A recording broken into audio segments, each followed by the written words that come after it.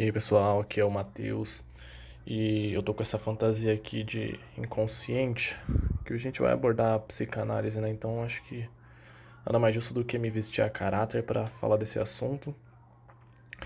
E eu vou introduzir o tema com uma pessoa aqui que já tem mais propriedade que eu para falar, né? Alguém que trabalha na área e alguém que também é famoso, né? Porque aqui a gente não traz qualquer pessoa para falar de qualquer assunto.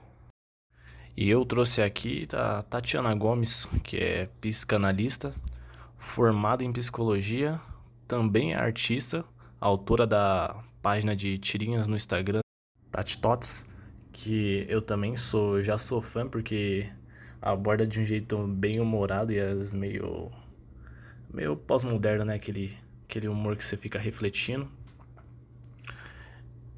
Tá caracterizada também como o personagem principal das suas tirinhas aqui. Então, eu vou abordar algumas perguntas aqui para ela, que ela vai dar uma explicada melhor sobre o que se trata a psicanálise, algumas perguntas que eu acho relevante para introduzir o tema.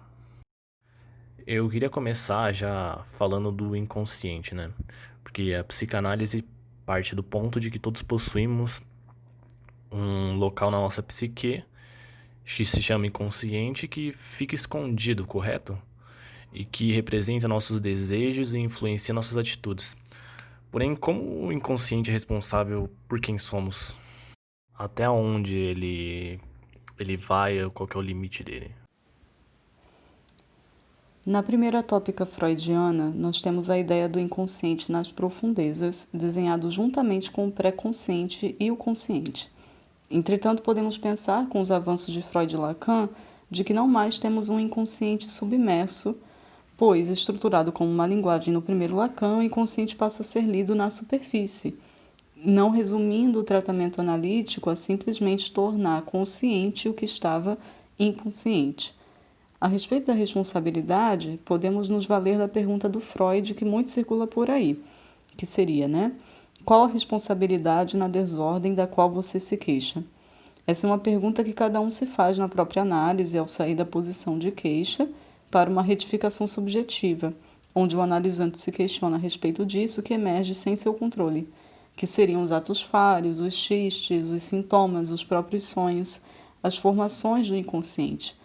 Então, ao poder se apropriar disso que até então cada um não reconhece como sendo próprio, é que é possível se entrar em uma análise.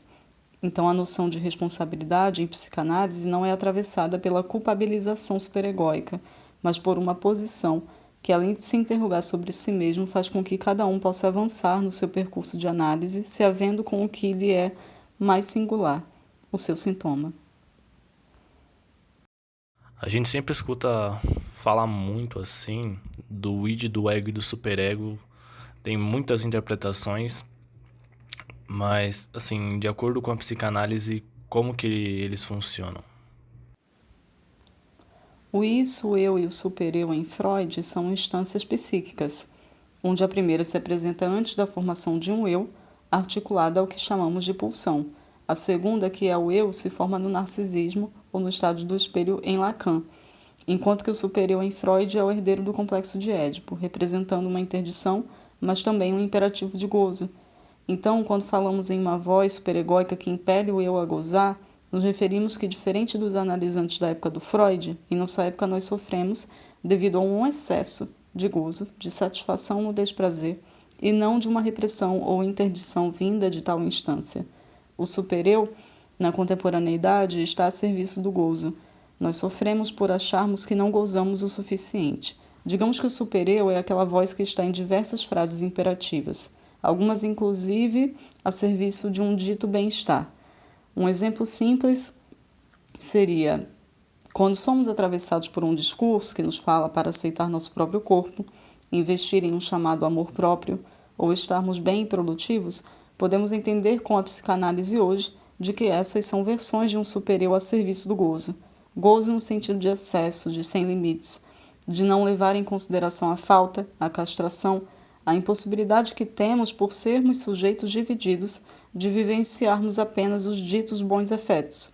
Então, Considero que seja imprescindível, inclusive, se desprender das caricaturas que foram desenhadas ao longo dos anos para representar essas instâncias. O isso, por exemplo, é desenhado como a figura de um diabo e o supereu como um anjinho, mas a psicanálise não entende dessa maneira. Nós não podemos cair na ideia de bem e mal, bom e ruim, porque estudando atualmente, entendemos, por exemplo, a voracidade do superior.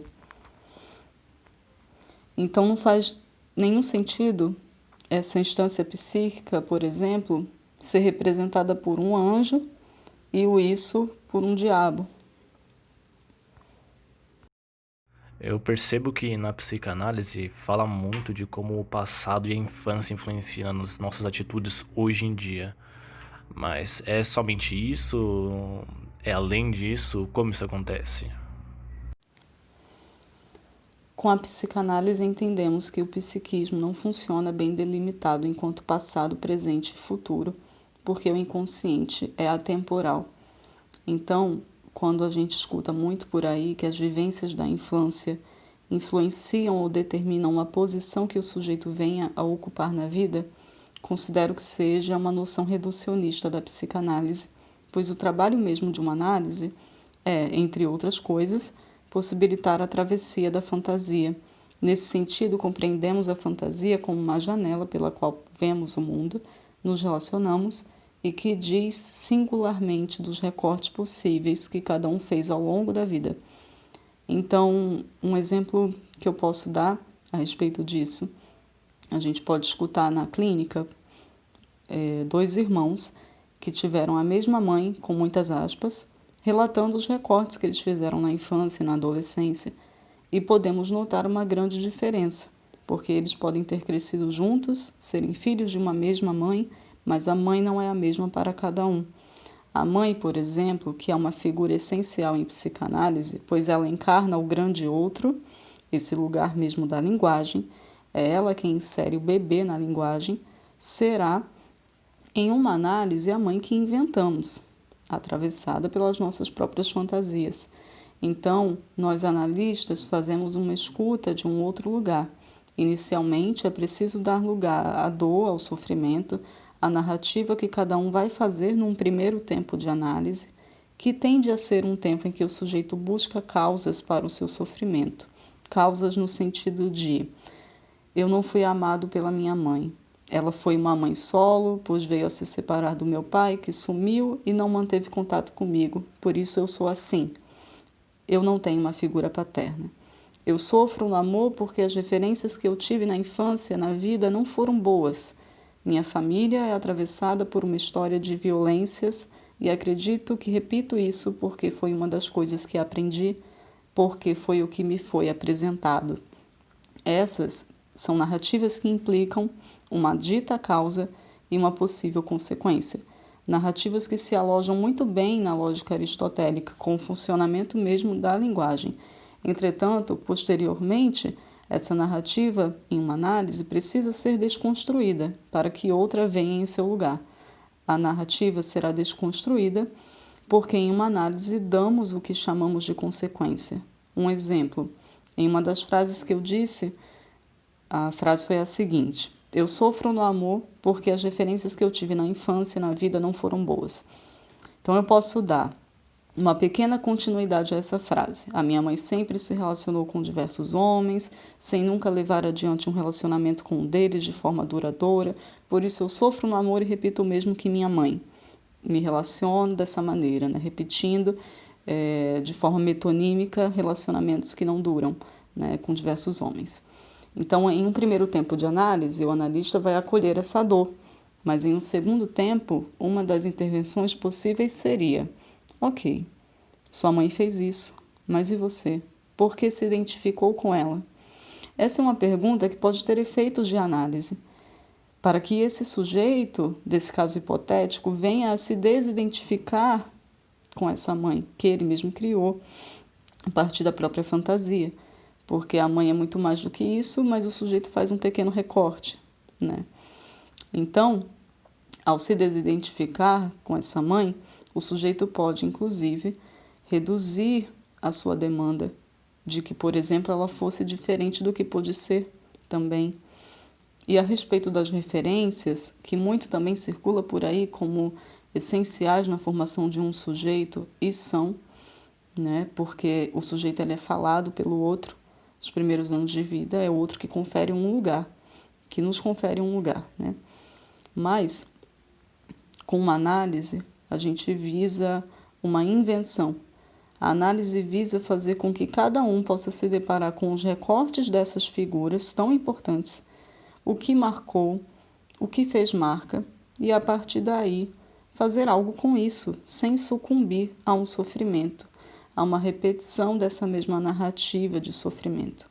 Porque em psicanálise, a causa do sofrimento não está no evento, ela não está na mãe não ter amado o suficiente, ela não está na figura paterna que sumiu, que abandonou a família, ela não está no que chamamos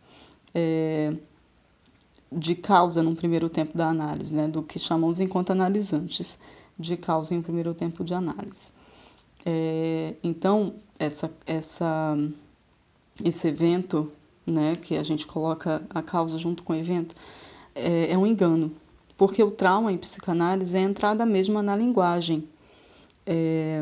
O traumatismo é o que funda o sujeito dividido, que é marcado por uma falta. Essa falta o põe em movimento na vida. E a gente, em psicanálise, vai chamar de desejo.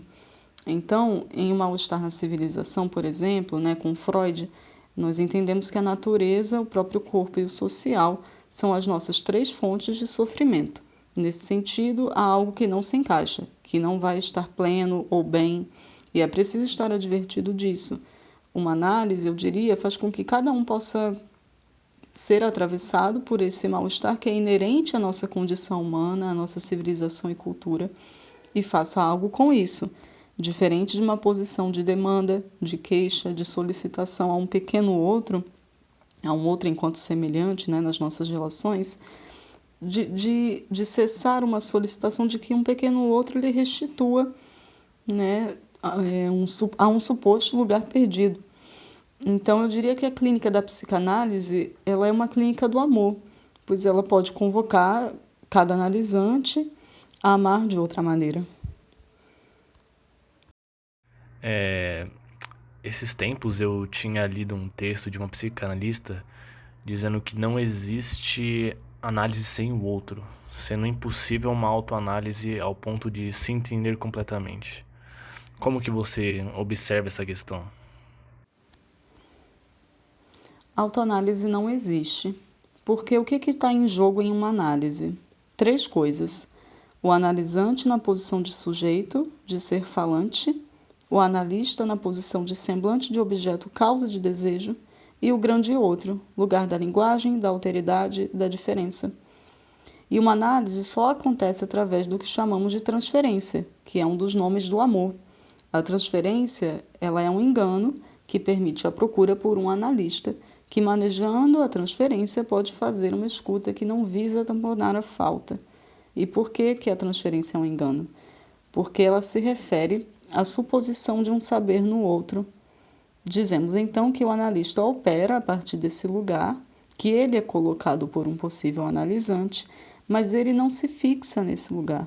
O sujeito suposto ao saber é o próprio analisante, mas ele não sabe disso.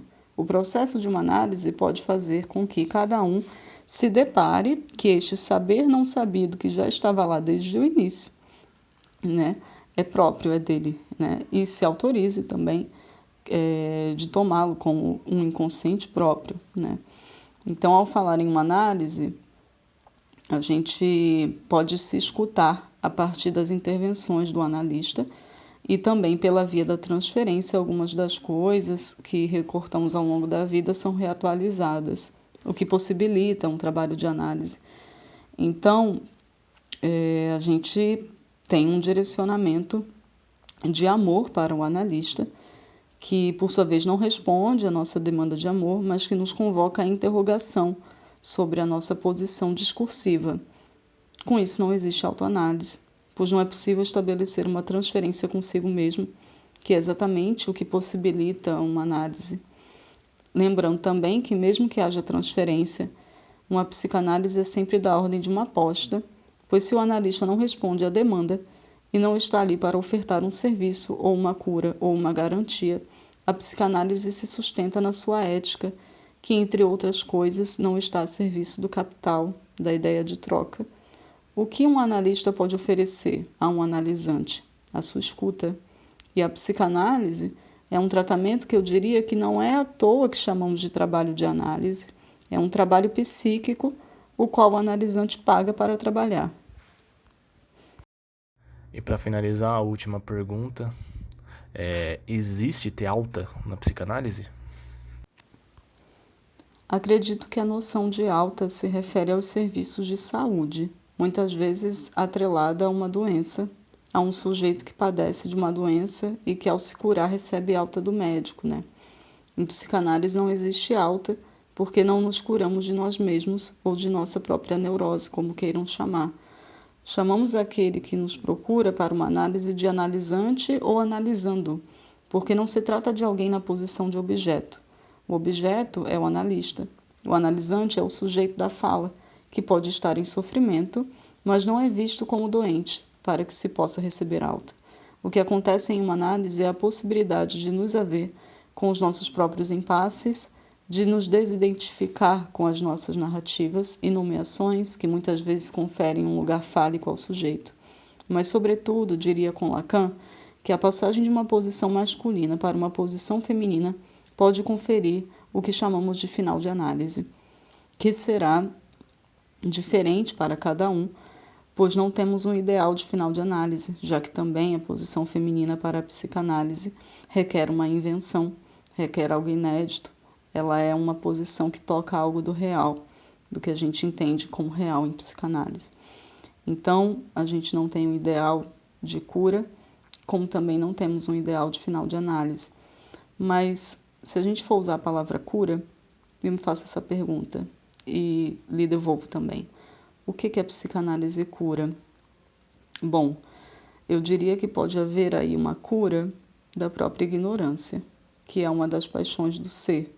Amor, ódio e ignorância são as 3 paixões do ser. O que sustenta uma análise é a transferência, né? Como eu havia dito. Ela se dá pela via do engano, que se assenta na ignorância. Por quê? Porque supomos que um outro contém um saber sobre nós. Nós amamos porque supomos esse saber no outro.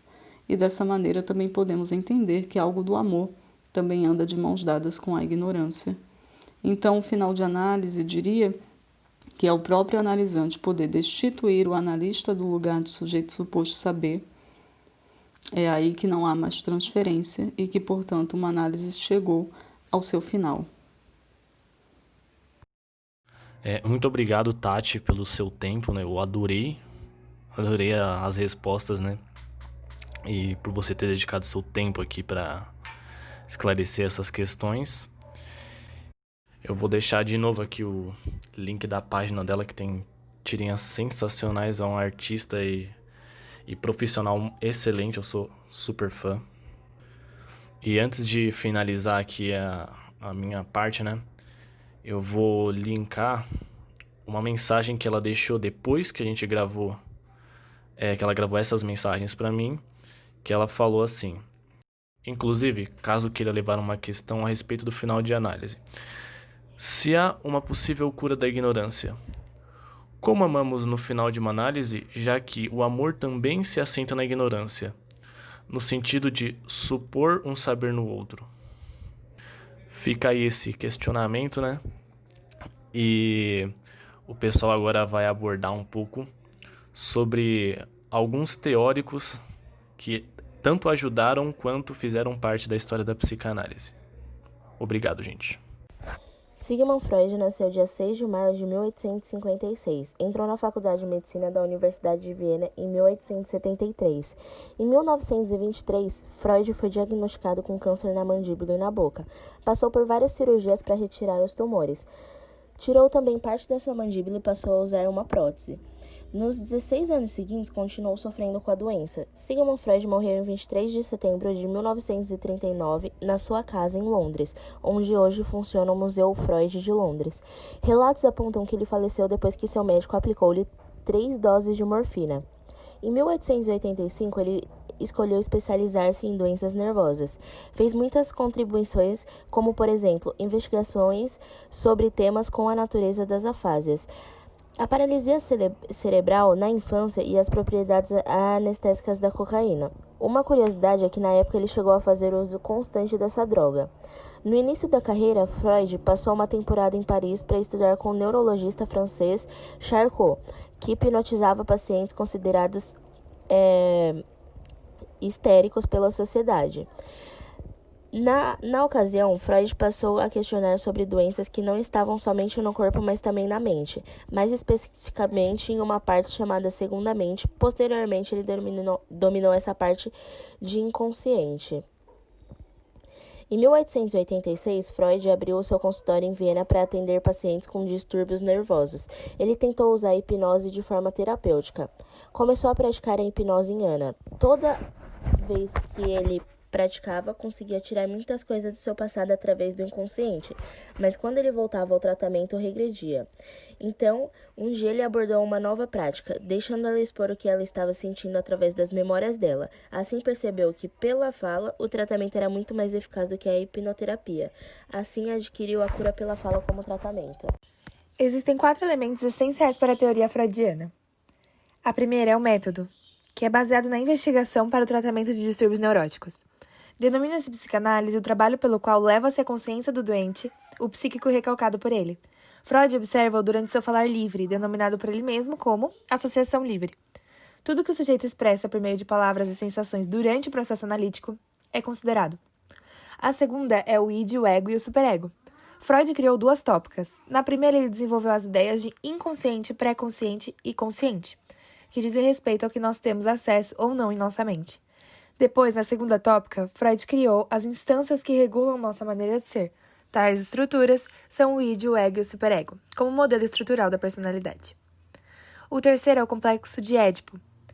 Freud se apoiou na tragédia grega Édipo Rei, de Sófocles, para ilustrar a situação. Na narrativa, o protagonista, que desconhecia seus progenitores, mata seu pai e casa com sua mãe, com quem teve 4 filhos. Freud explica que é quando a criança se identifica com um dos progenitores e elege, ao final de todo o processo, o seu objeto de desejo sexual. O quarto são as fases da sexualidade infantil. A fase oral, que é a boca e a região do corpo que proporciona maior prazer, não apenas por ser sua fonte de alimento, mas também por ser a sua forma de satisfação. A outra é a fase anal. O ânus passa a ser a principal forma de satisfação, fase em que a criança busca obter controle sobre os esfincteres. Nesse período, inicia-se a noção de higiene. A outra é a fase fálica. A atenção da criança é voltada para a região genital. Inicialmente, a criança imagina que ambos os sexos possuem pênis. Impressão esta que, uma vez desfeita, dá origem às assim denominadas teorias sexuais infantis. Nesse processo, surge o complexo de Édipo. Fase de latência. Se estende até o início da puberdade. A sexualidade da criança passa por um período de aquietação.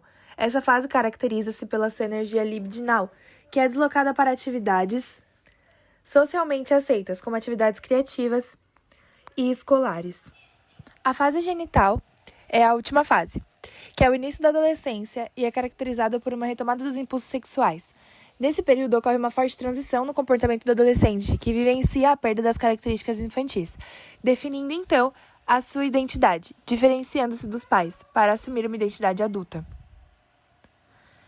Após diversos estudos e aplicações sobre o referido tratamento, Freud desenvolveu a teoria da psicanálise, cujo objetivo era entender como funcionava a mente dos homens, em especial daqueles que tinham sofrimento mental.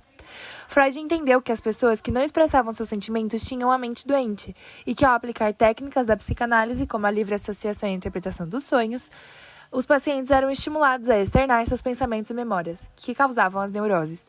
Todos os seus pacientes usavam divã para ficarem mais confortáveis.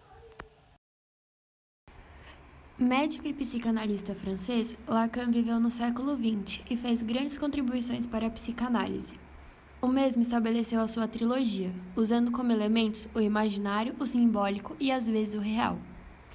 Quanto à identidade, tem uma teoria bem conhecida, chamada estágio do espelho, que é quando a criança passa a reconhecer o próprio reflexo. O rosto no espelho não reflete aquilo que sentimos ou que pensamos, ele reflete tão somente a nossa imagem exterior.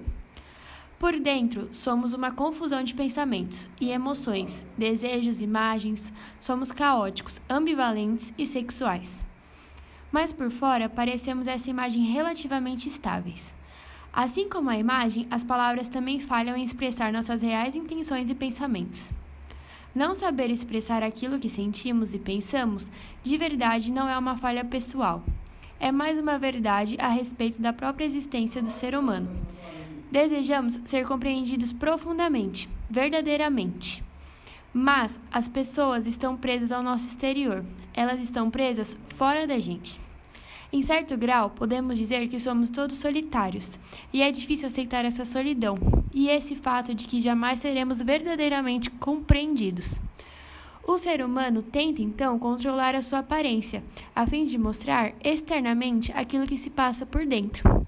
E é aqui que entram as indústrias da moda e da beleza, dos bens de consumo, principalmente bens que são relacionados a alguma identidade. Mas nada disso vai satisfazer essa necessidade que temos de sermos verdadeiramente compreendidos. Lacan sugere simplesmente a aceitação de que não seremos compreendidos. Também, em contrapartida, não vamos compreender o outro. Primeiramente, boa noite a todos. Me chamo Nicole e eu vim dar continuidade no que a Maria está falando. Eu irei falar sobre o que o Lacan acha sobre o amor. Ele comenta que o homem não sabe nada sobre a mulher e que a mulher não sabe nada sobre o homem. Ambos sendo parceiros românticos, mesmo assim não se compreende, pelos mesmos motivos explicados anteriormente. Estamos presos fora do corpo um do outro, então nunca iremos experienciar o que se passa com a outra pessoa. A gente sempre traz para os nossos relacionamentos fantasias da nossa infância, e Lacan diz que elas estão sempre relacionadas à forma da aparência física do nosso parceiro. É uma ideia um pouco obscura, mas liberta. Não precisamos ficar irritados. Quando não sentimos uma conexão perfeita com alguém, quando conhecemos alguém, imaginamos que a nossa alma gêmea e que nunca vamos encontrar alguém igual. Após um tempo, parece que essa conexão se foi. Mas a verdade, o que Lacan diz é que essa conexão nunca existiu, então não precisamos ficar irritados. Quando sentimos que essa conexão se foi, na verdade, ela nunca existiu. No caminho do amor, é ficar consciente da sua natureza ilusória. Isso é normal. E somos basicamente sozinhos o tempo todo. Quanto à política que Lacan viveu no tempo das revoluções, ele dizia aos estudantes em protesto que vocês aspiram como revolucionários e um novo mestre, e vocês conseguirão. Acreditamos sermos todos democráticos na maioria das pessoas. Na maioria das pessoas estão interessadas em idolatrar figuras de autoridade e que prometam o céu e a terra. Queremos no comando alguém que faça tudo ficar bem, como se fosse um pai. A ideia é nos transmitir toda a segurança de que precisamos.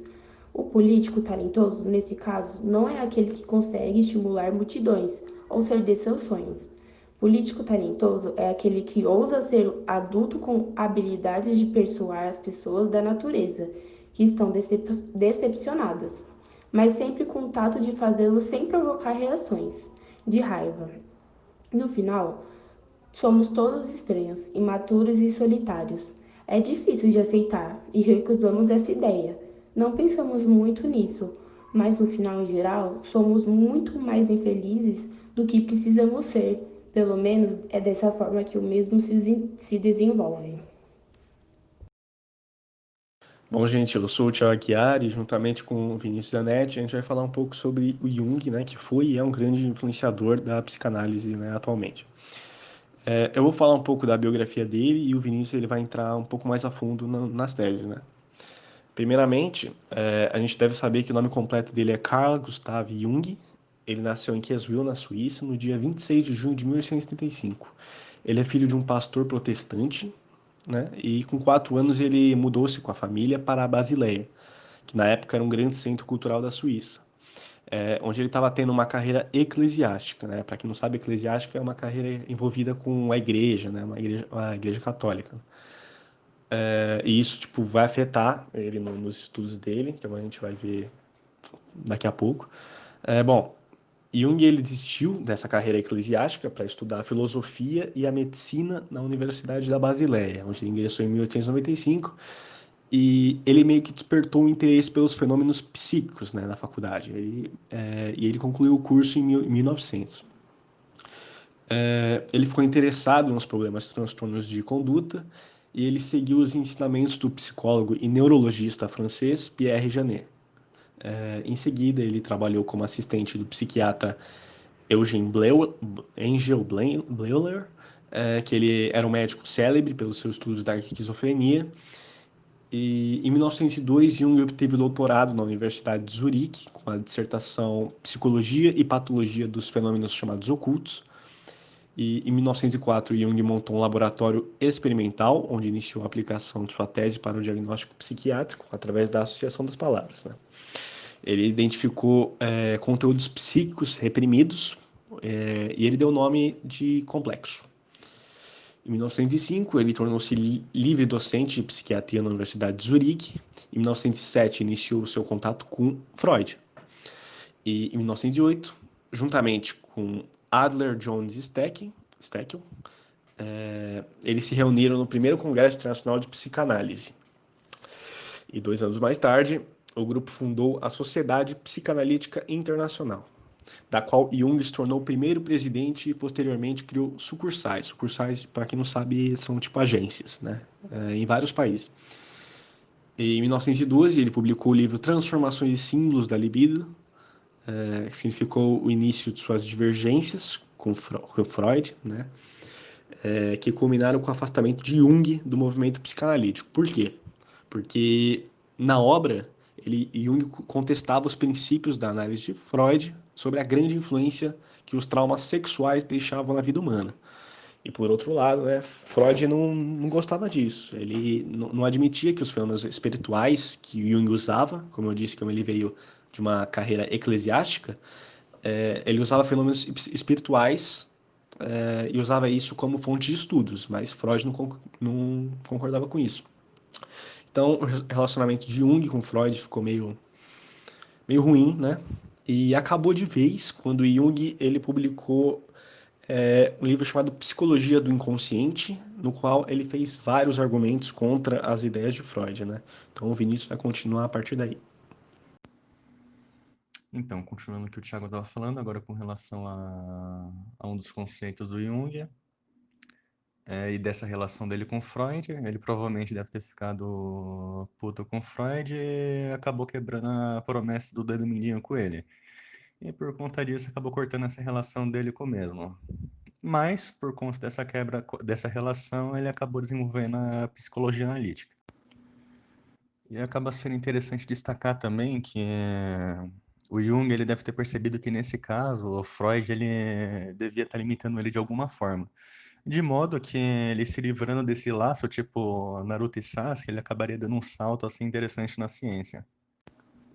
Para o Jung, a mente ela acaba tendo 2 níveis, o consciente e o inconsciente. Ele acaba comparando isso a um iceberg, onde o consciente ele seria a parte mais superficial do iceberg e o inconsciente seria a parte que menos aparece do iceberg e a que menos conseguimos enxergar. Diferentemente do Freud, o Jung ele defende que a parte mais importante do inconsciente ela vem do passado coletivo da humanidade, ou que ele acaba chamando de inconsciente coletivo, e não no caso das nossas experiências individuais. E isso eu vou acabar abordando um pouco melhor daqui para frente. Com relação à teoria junguiana, o ego ele é o centro da consciência e não o centro da personalidade, como defendia o Freud. Ou seja, tudo que você está lembrando agora, ou que você está querendo fazer, filme que você quer assistir, comida que você quer comer, tudo acaba sendo um aspecto que o ego ele acaba lidando. O ego, ele não lida com coisas ou elementos inconscientes. Então, o seu ego, por exemplo, ele não vai lidar com traumas. Então, por exemplo, ele não vai lembrar de 2014, daquele 7-1 que a gente acabou tomando da Alemanha. Quem lida com isso, no caso, acaba sendo o self. Esse self, ele acaba levando em conta tanto processos conscientes quanto inconscientes. Existe para ele também uma estrutura chamada inconsciente pessoal, que seriam nossas experiências individuais que foram reprimidas ou esquecidas, como, por exemplo, os traumas, assim como informações que foram aprendidas de forma subliminar. Então a gente pode ter certeza que no nosso inconsciente pessoal tem coisas bem aleatórias, como, por exemplo, coisas de muitas propagandas aí que a gente não sabe, ou bastante coisa aí relacionada à nova ordem mundial. Cada indivíduo, ele tem um inconsciente pessoal único. Então, dessas informações que existem nele, algumas elas podem ser lembradas facilmente, outras elas acabam sendo um pouco mais difíceis de lembrar. Infelizmente, dessas existem algumas que elas nunca serão lembradas. E por fim, uma chamada inconsciente coletivo. Ele tem suas raízes no passado coletivo de toda a humanidade, seus conteúdos psíquicos são sempre passados adiante para as novas gerações e são sempre os mesmos para todas as pessoas de todas as culturas. No caso, seriam conceitos universais relacionados a deuses, maternidades, água, terra e por aí vai.